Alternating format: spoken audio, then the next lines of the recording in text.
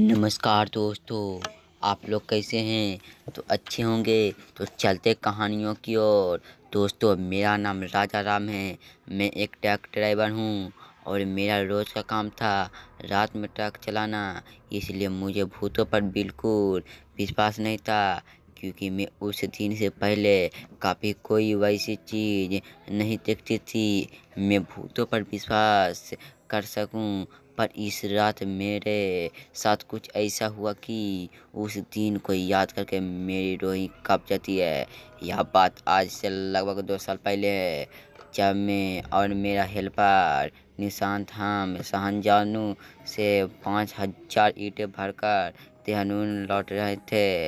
लगभग रात के 11 बजे मैं और मेरे हेल्पर ने सोचा पहले कुछ खा लिया जाए, फिर आगे चलेंगे। इसलिए मैंने हाईवे के बगल में एक ढाबा था, उसमें जाकर अपना ट्रक खड़ा करा और फिर वहीं खाना खाकर जैसे ही हम उठकर जाने लगा, तभी उस ढाबे वाले ने मुझे पूछा, अरे उस्ताद, किस तरह की ओर जा रहे हो? उस ढाबे वाले की बात का जवाब देते हुए मैंने कहा, भाई साहब जी, देहरादून तक ही जाना है।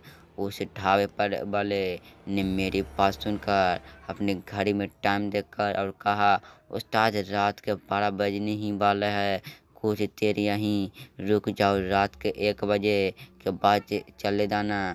उसे ढाबे वालों की बात सुनकर मुझे बड़ी ही अजीब लग रहा था, इसलिए मैंने कहा, क्यों भाई जी?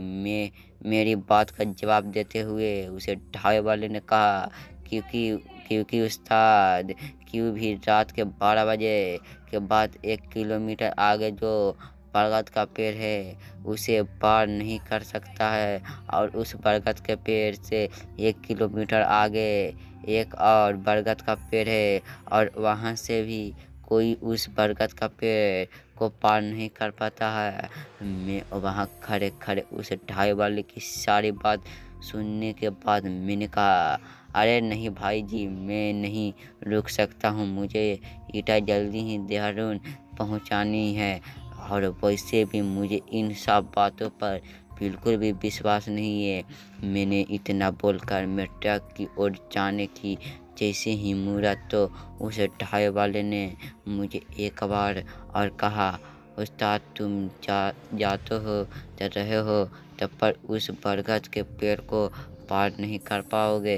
मैंने भी उसको जवाब देते हुए कहा, चलो देख लें। इतना बोलकर मैं अपने ट्रक में अपने हेल्पर के साथ आपका बैठ गया और मैंने अपना ट्रक स्टार्ट करा और चल दिया देहरादून की ओर। मैं अभी ढाबे से लगभग आधा किलोमीटर आगे गया होकर तभी मैंने देखा आगे पुलिस ने रास्ते बंद कर दिया हुआ था।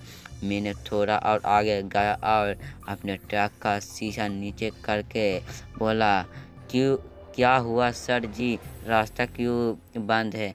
मेरी बात सुनकर वहाँ खड़े एक पुलिस